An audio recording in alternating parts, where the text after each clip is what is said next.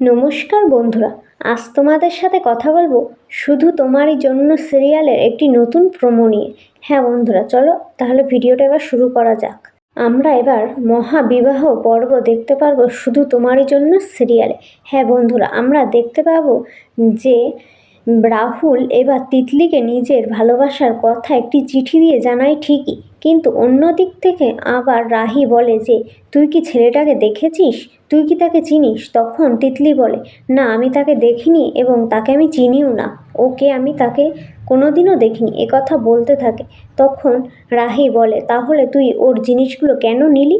তখন বলল ও নিশ্চয়ই তাহলে আমাকে ভালোবাসে, সেই কারণের জন্যই আমাকে এই জিনিসগুলো দিয়েছে।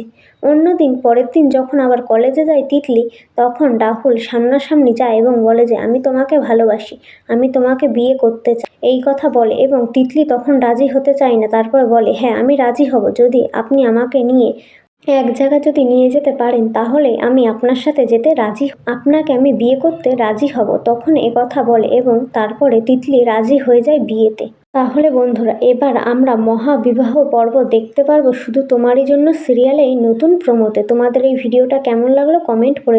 ধন্যবাদ জানাই।